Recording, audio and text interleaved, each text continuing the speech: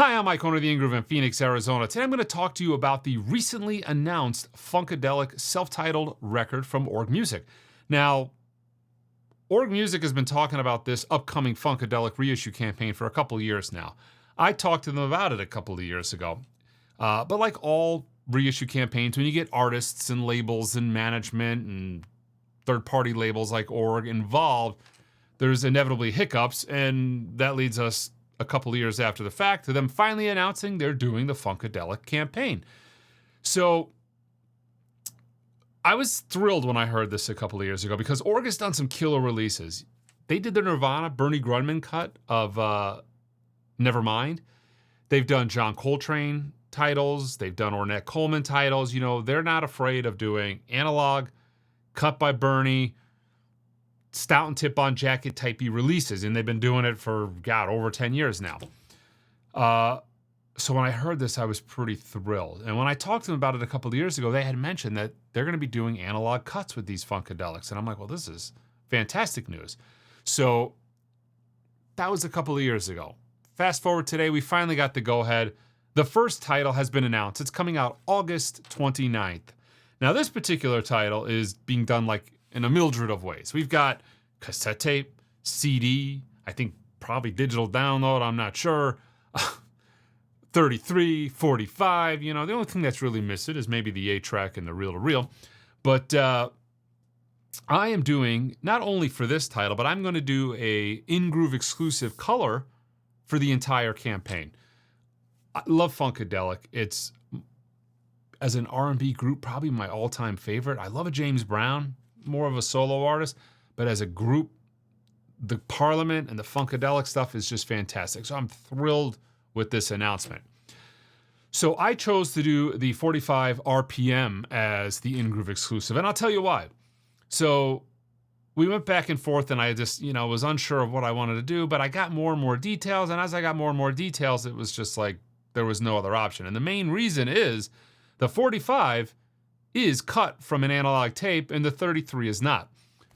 So, and the reason they're doing it is super simple. The original album has a 26-minute side A, which is very, very long. And the only way you can really cut 29 minutes on a side is to compromise the sound.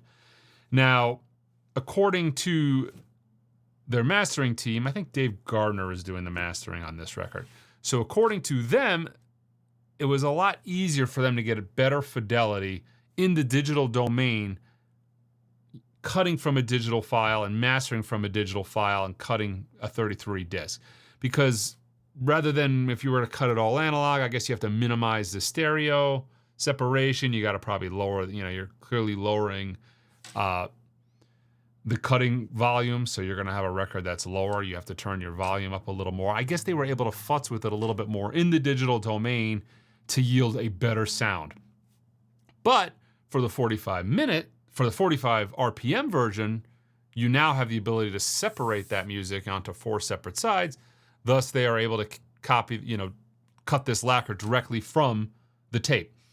Now, this tape is a safety copy, which isn't a problem. Analog Productions, a lot of companies have been using safety tapes recently. Interventions use safety tapes, and you can net phenomenal results, especially if the transfers are done right. And from the sound of it, and I wasn't there, the transfers have been done in spectacular fashion. They sent their guys to Westbound to capture these transfers. And from what I heard, the results have been just mind-boggling. But the 45 being cut from the analog tape was the reason I chose to do the In-Groove exclusive. Not only that, the 33 is going to be more of a generic cover, kind of like Blue Note Classic-ish, as opposed to the 45 RPM, which is going to be a Stoughton tip-on jacket, very reminiscent of what they did with the 45 RPM Coltrane's in the past.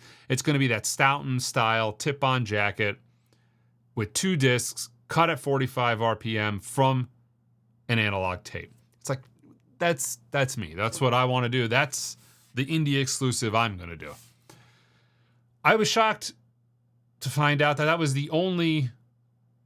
the only one that chose to do an indie exclusive of the true analog cut. There are other indie exclusives out there, but they're cut from the 33 RPM.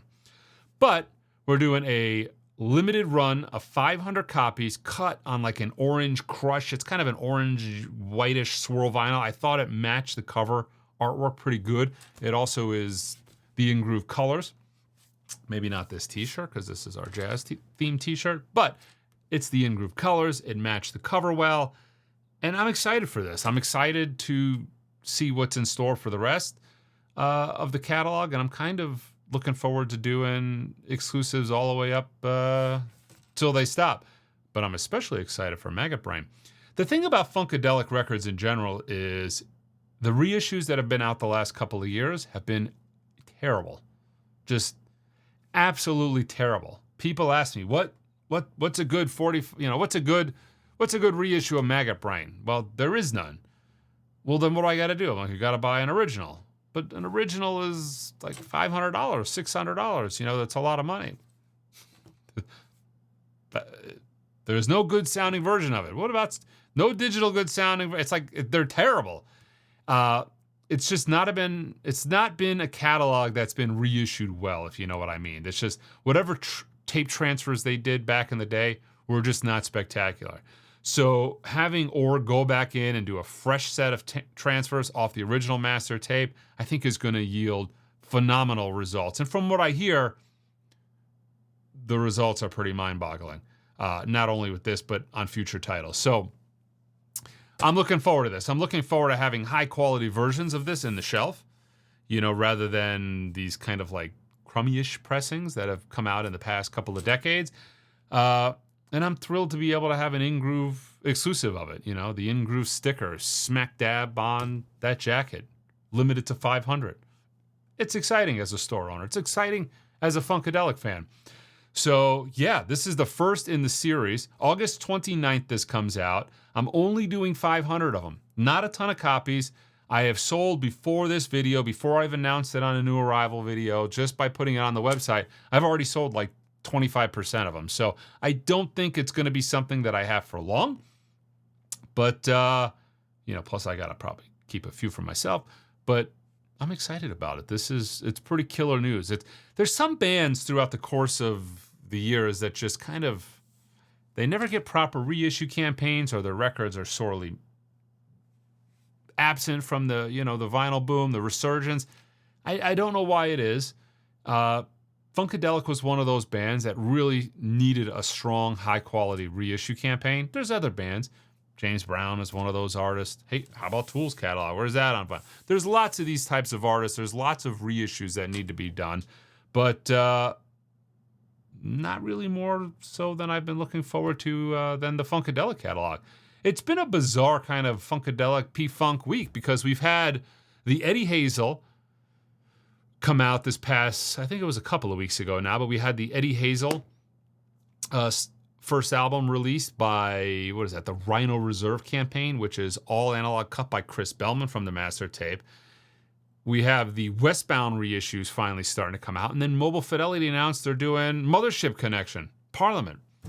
So and actually this week's new arrival video, there was a Bootsy Collins record out. So this has been a very P-Funk kind of month. So super cool. I've got the In Groove exclusive available on the website. Now there's also a standard 33 black vinyl, a standard 45 RPM black vinyl, and an indie exclusive blue 33 RPM. So there's 4 different ways you can get it on the website, theingroove.com. But I think it's a no-brainer to get the 45 RPM. Again, I've talked at length. I'm not a huge fan of 45 unless it really matters. And this is a scenario where it is going to matter. 26-minute sides are not good. They don't sound good. They're compromised. So this is the absolute best way of going about getting high fidelity on this record. And when it comes to cases like this, I'm all there.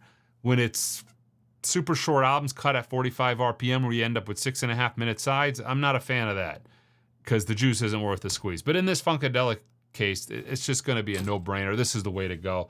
You're separating the sides. You're not really having to compromise the music. You're getting the tip-on jacket. You're getting the analog cut. This is the reason to buy the 45. But we have it all on the website at theingroove.com. Until next time.